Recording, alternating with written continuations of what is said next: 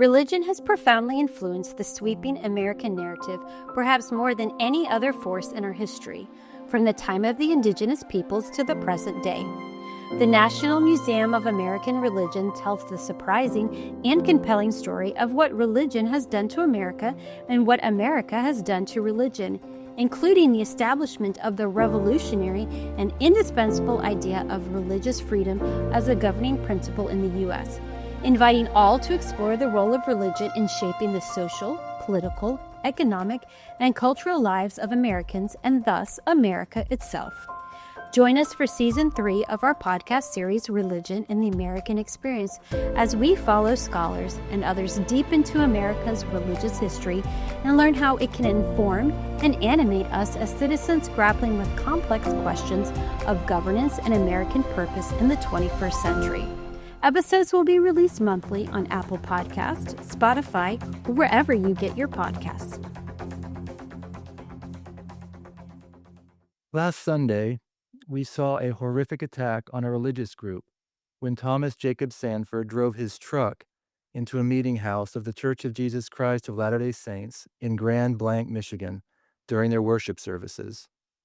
He opened fire with his gun, killing 2 worshipers, then set the building itself on fire, killing 2 more. 8 others were injured, and the church was completely destroyed. He was killed in the parking lot by local law enforcement. We mourn with the families who lost loved ones, with the injured, and with the Grand Blanc LDS and wider community. Mr. Sanford, as reported by someone who talked with him earlier that week, believed that the Church of Jesus Christ of Latter-day Saints is the Antichrist. Many people may not have heard this term before, and many certainly have, as it appears in the New Testament and has some cultural significance and weight. I think in any case, to hear it expressed by a person who a few days later attacked a church of that Christian denomination and killed worshipers is more than jarring. We here at the museum thought understanding where the concept of the Antichrist has appeared, if at all, in American history, and thus in the American project itself, would serve the public interest as we all process what happened in Michigan. To do that, we have with us Dr. Matt Sutton, the Berry Family Distinguished Professor in the Liberal Arts at Washington State University, and Dr. Christopher Blythe, Assistant Professor of English at Brigham Young University, and, importantly for this particular interview, Dr. Blythe is also a member of the Church of Jesus Christ of Latter-day Saints. Both of these scholars have expertise in Christian theology as it relates to the United States of America. Thank you both for being with us. Happy to be here. Chris, first, deep condolences to your religious community. We are mourning with you. Thanks, Chris. I appreciate that. So, we'll give this question to both of you. Please give us a definition or definitions of the Antichrist. You want to jump in, Chris? Which one of us should start? Why don't you start? Okay. Alphabetical. Chris, go ahead. The Antichrist is, the word shows up in the New Testament, but most of the scriptures we have it actually talks about this last days figure, calls it the beast or the man of sin. And so in modern Christianity, it's a hodgepodge of proof texts that tell a story about a false messianic leader. And of course, in the book of Revelation, it's a critique of political persecution, the Emperor Nero. Latter-day Saints, as a Latter-day Saint, we follow an older Protestant model. Early on, we followed a Protestant model of thinking that the Antichrist was related to the Church of Rome, Roman Catholicism. And you can read early Latter-day Saint sources that say his number is 666. Why? Because there are 666 false Protestant churches that have been built from Roman Catholicism. And so we have a strain of thought that has that. But in modern Latter-day Saint thought, the term Antichrist is never used. In fact, when it does show up, it's almost always Latter-day Saints picking up from evangelical culture and pulling it right in.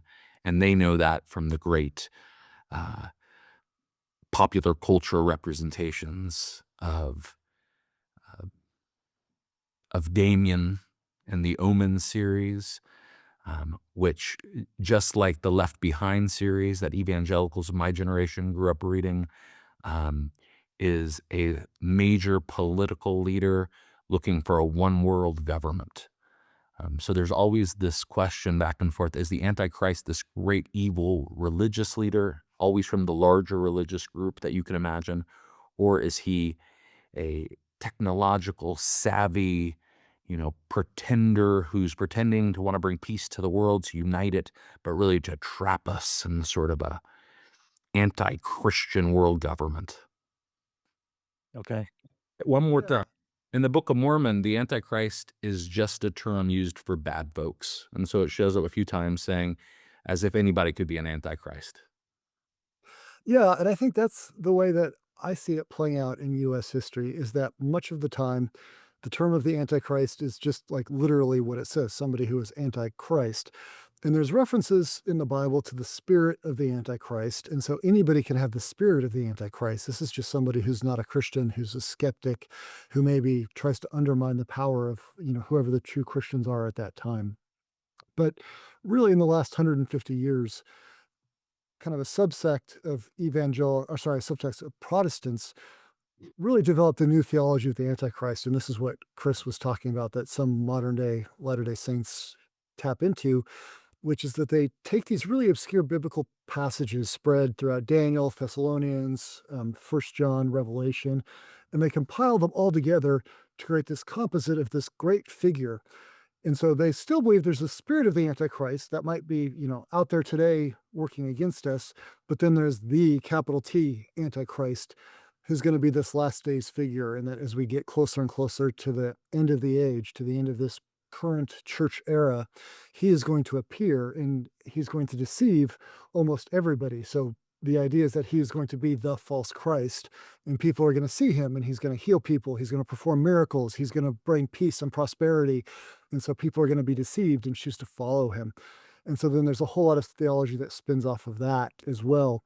And so for generations, people have tried to speculate, who is the Antichrist? And they read these obscure biblical passages and try and identify. So, in the 1930s, people thought maybe it was Franklin Roosevelt. Chris mentioned the number 666. At the very first set of ballots at the Democratic National Convention in 1932, Roosevelt got 666 votes. And so that was immediately seen as perhaps a sign that Roosevelt is going to be the Antichrist. In the Ronald 1990 Wilson Reagan, right, is 666. Yeah, 6 letters in each of his names. Ronald Wilson Reagan, yep. And so there's been this effort to try to figure out who the Antichrist is. I remember in the 90s hearing that it was this, kind of secondary leader in the United Nations from Romania who was acquiring power. And, you could look at all these different signs to tell us that eventually he was going to become the guy who was going to consolidate power through it and through the UN, like through some of these global organizations. So it's a really amorphous term that has changed over time in a lot of different ways, but it's malleable enough that people can apply it to almost any situation in their current era and kind of make it work, make it fit. I think that's so good. Okay. I remember as probably a 9-year-old boy sitting at the kitchen table in my house. I was an Episcopalian at the time, and most of our religious theology probably came from pop culture, not from church. Church is ceremonial. Good What's that? Episcopalian. Yeah.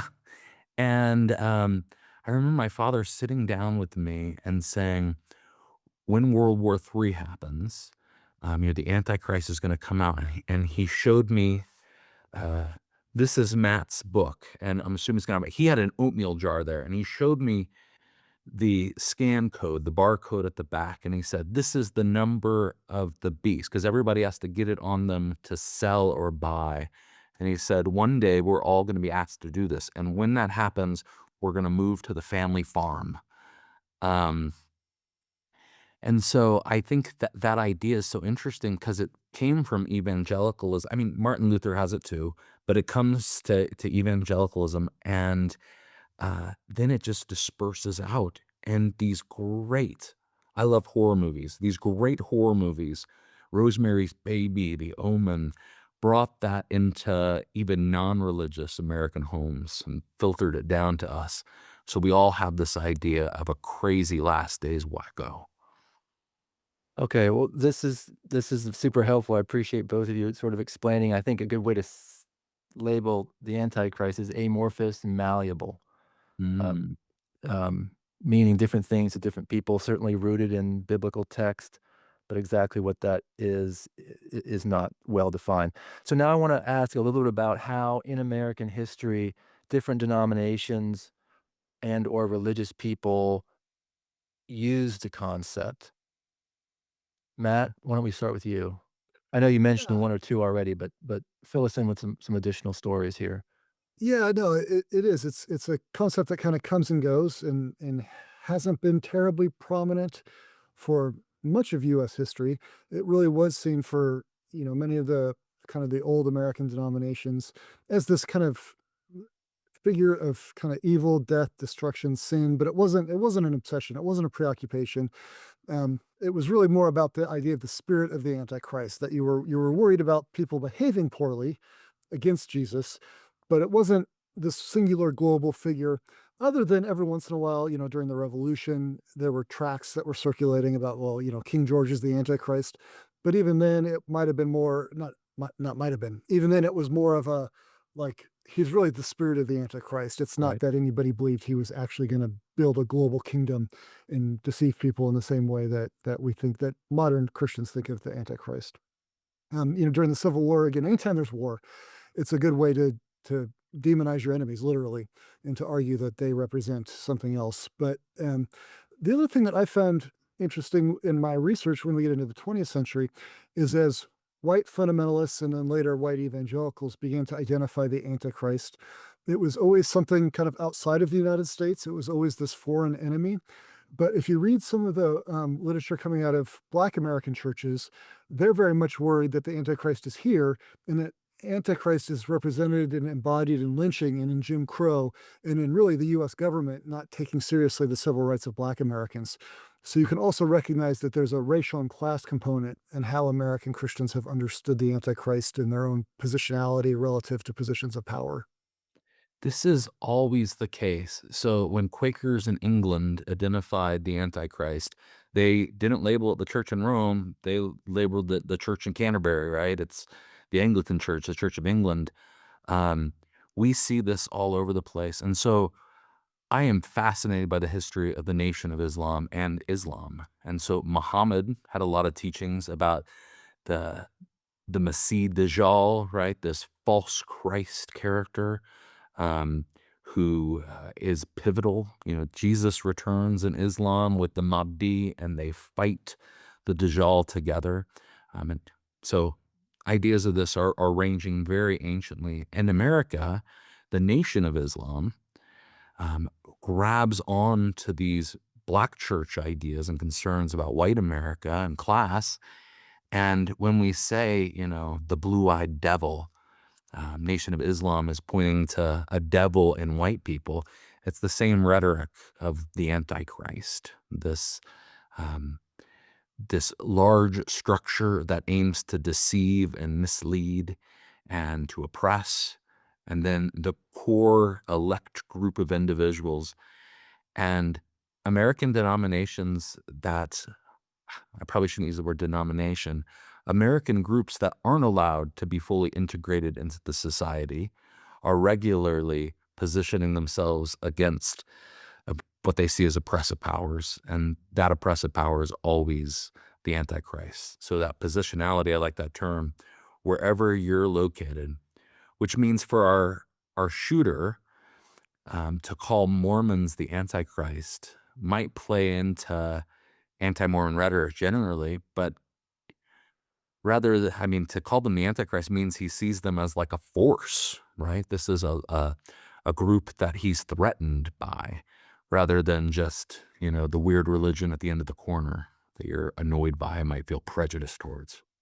Yeah, that was the first thing I thought about when I read the news about what happened last week was that the the folks who kind of have this modern version of the Antichrist is this global leader who's going to build a world movement and is going to be a false religious leader, a false Jesus, that they always believe he's going to have a false religion, and it's almost always a he also.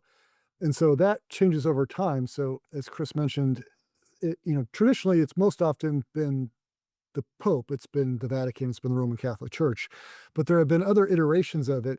In the 80s and 90s, we were kind of at the height in the United States of a counter cult movement, and I grew up reading books by Walter Martin and Josh McDowell that talked about Mormonism as a cult, and certainly it would be as a cult, it would be a subset of the Antichrist religion, and so the Antichrist was working, and especially a religion like the Church of Jesus Christ of Latter-day Saints that is so close to traditional Protestantism that it really looks like if you're building a theology of the Antichrist, it looks like something that could truly deceive people into thinking this is the true church, when in fact, from their perspective, it is the church of the Antichrist. And so while nobody was saying the president of the Church of Jesus Christ of Latter-day Saints was the Antichrist, there was always this kind of undertone in this rhetoric that Mormons were complicit, Mormons were helping build the Antichrist false religious church. And a lot of that has gone away, which is fascinating in terms of thinking about the political reasons why that's gone away. But nevertheless, in the 80s and 90s, this was really prominent. Sure. So, Matt, you're saying in the 80s and 90s, there was a prominent religious belief out there that the Church of Jesus Christ of Latter-day Saints was the Antichrist? Was this No, prominent? but that it would help facilitate the rise of the Antichrist. It was one of these handful of false religions that were going to help deceive people, which would then pave the way for the Antichrist. Because once you can get them, away from the true faith. Sorry for those of you who are just listening, not watching. I'm doing air quotes. But once you get away from the perceived true faith, then it becomes easier to replace it with the false faith. And so Mormonism was seen as one of these false faiths that's Christian adjacent, but not true Christianity. And so this is, again, this is the world that I grew up in the 80s and Right. 90s. Is it Martin who does this book, The Kingdom of Cults? That's the one, Kingdom of the Oh, Cults. Yep. it links everybody together in that term kingdom, right? Which I think does have implications of Antichrist. Even though I think a lot of the evangelical rhetoric, because the UN gets so associated with this global power, that we're, John Birch Society materials and stuff are always saying that New Age is becoming this Antichrist religion. And it's going to be perceived, brought out. But yeah, false Christianity. And so Mormonism, Jehovah Witnesses, Christian Science, uh, Seventh-day Adventists sometimes gets all pulled in there as a movement that's preaching and teaching against true Christianity, which is usually a narrow body of evangelicals. Yeah, and that's the real genius of this kind of apocalyptic theology is that it can be applied in so many ways to both explain kind of how we got to where we are and to explain where we think we're going. It's a way to delegitimize your theological or political enemies. And so we can see in different eras, it's going to be the Pope, it's going to be Church of Jesus Christ, it's going to be the Jehovah's Witnesses, it's going to be Islam, after 9/11, certainly. Yes. Was Islam labeled as the Antichrist pretty prominently after 9/11? Oh yeah. Yeah. And in antiquity. I mean, this is the religion that's close to us. Jesus is a prophet. Jesus is even a messianic figure, but he's not the Son of God. And so this is pretty threatening to medieval Christians as well for that closeness to it. I remember waking up the day President Obama was elected in Logan, Utah, and I'm a folklorist, right? So I got a text, and this text certainly originated in a sort of nominal evangelical area, but it circulated throughout the United States and was sent to me twice that day by Latter-day Saints, which was saying, this is such a fascinating text. It was, the, according to the Bible, the Antichrist will appear out of nowhere and preach peace. He'll be a Muslim, he'll be African American, and in his mid-40s. And all my friends are like, oh my gosh. And of course, that's all nonsense. There's no such thing as Muslims in the time the book of Revelation was written. And it certainly doesn't mention Islam religion that's not around. And so But yeah, whenever someone's threatened and wants to point out their political or religious enemies, they have a beautiful narrative to just latch onto and throw right over. What So, Matt, you said, that this idea of the Antichrist, well, how prominent is it now? Like, in the 21st century, how prominent is this religious concept of the Antichrist in various denominations? Do we know? Yeah, well, I think it would not be very prominent at all in the mainline churches, kind of the old classic, more liberal churches. And certainly where it is used, it would be used metaphorically, not as a literal leader who's going to come to power through something like the United Nations. It's still relatively prominent among evangelicals, but again, it ebbs and flows based on the situation. So Chris was talking about Obama, and actually John McCain tapped into this. He ran a campaign ad that kind of was a spoof of Obama, but it wasn't really a spoof of Obama, as this kind of charismatic leader who would draw people, and McCain's people were playing on this Antichrist trope, and they knew exactly what they were doing. So it was prominent there. It was prominent after 9/11. It seems to have declined a little bit as evangelicals, many of them, 80 some percent of them believe they have a champion in the White House and who is consolidating power. And so then it doesn't work for your theology. And so, the guy who's consolidating power is, the Christ defender, not the Christ, not the Antichrist, but it will come and go again. So it's the other thing I think that's interesting, and I talk to my students about this, is just the way it's become naturalized, that the kind of nuance that Chris began with in explaining how vague the Bible is on the Antichrist and how many different ways it's been understood in church history. The average churchgoer today in an evangelical congregation doesn't realize that. They just assume that the idea of the Antichrist is a coming world leader who's going to consolidate power and, build a counter church. Like they just assume that's what the Bible has said, and all Christians have believed in all times and all places. And this is, what I love about history is that it blows up some of these myths that people like me grew up with. Right. I can remember going in at 12 years old to my Episcopalian priest, and I just read Revelation for the first time. And I had read it through the lens of the omen, and I sat down with him and I was freaked out. I had all these questions, and he spent the next hour telling me how the book of Revelation shouldn't be in the Bible. He didn't even want to walk through this. I mean, he explained the history. He said this is actually this is Christian protest literature against the emperor. And then he said, "Let's focus you over here," and gave me some C.S. Lewis, right? So it is very interesting to see how conservative and mainline Christianity collide on a topic like this. Yeah, sure. So for both of you, when you heard, so this was quite a violent scene last Sunday, um, very violent, uh, and then to have reports that this person believed that this particular church, the Church of Jesus Christ of Latter-day Saints, is the Antichrist. Did this surprise you? And if so, why? And if not, why not? Matt, let's start with you and then Chris. Yeah, the challenge with a situation like this is people are obviously who behave like this are not coming at it from a rational, kind of theologically consistent sort of way. Like there's something deeply wrong with this person or was deeply wrong with this person. And so on the one hand, it's hard to take too seriously what he believes he's engaged in doing and how that reflects anybody's religious or theological beliefs.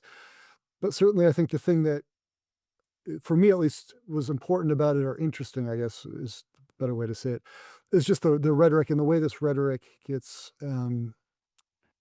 used and appropriated for both political and violent ways, and to think about what is happening in our culture, that we see an elevation of this antichrist talk. And this would be another topic for another day, but Peter Thiel's been giving these antichrist lectures in San Francisco in the last few weeks, and there's something going on right now again about this resurgence and thinking about the antichrist. And so again, I wouldn't want to put too much on this event because it's so unique and so abnormal and so exceptional. But at the same time, I think it just shows us the enduring power of Antichrist rhetoric in U.S. history.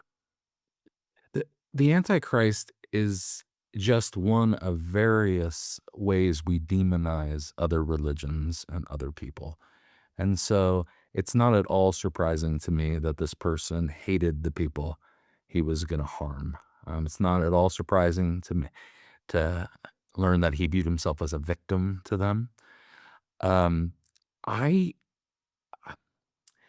if a Jewish man was shot in a small town in America, I would say, well, that was a crazy, terrible person that shot him.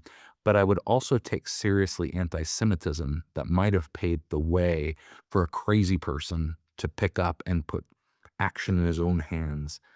And I think 100% we can trace a sort of anti-Mormon rhetoric that's been allowed to exist as an acceptable prejudice in American history.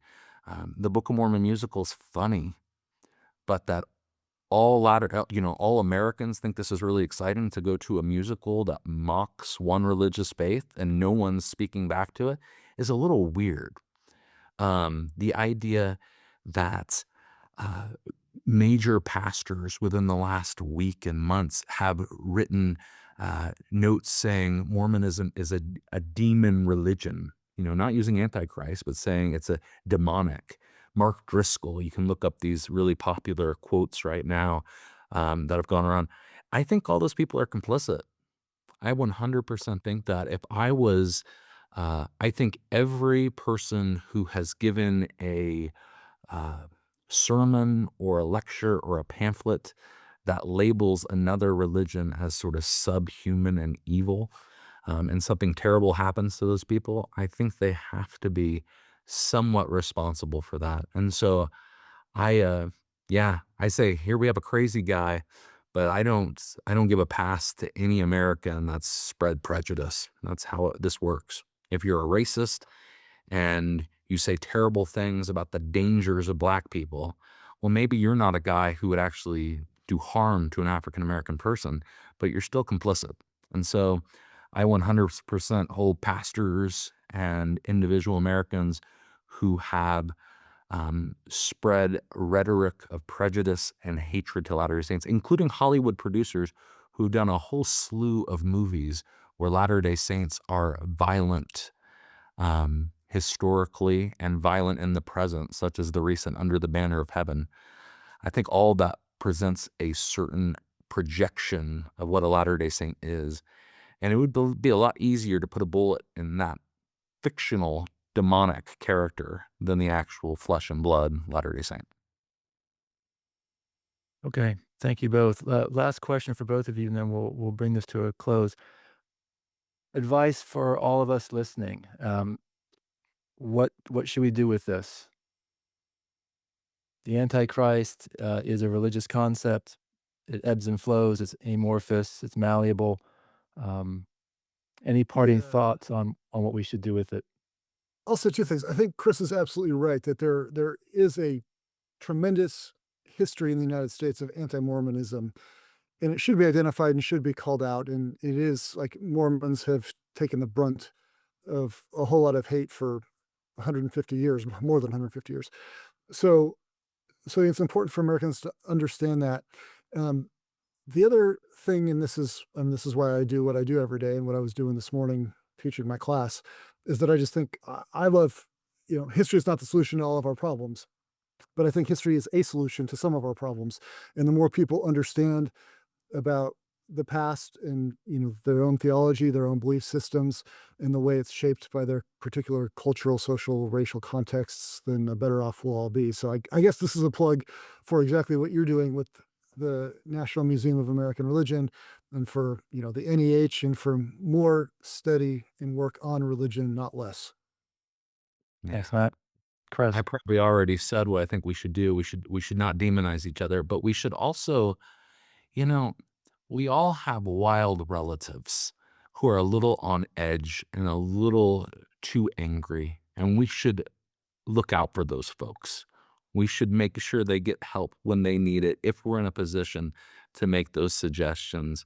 And when our mental health falls apart, we should actually go talk to somebody, figure it out.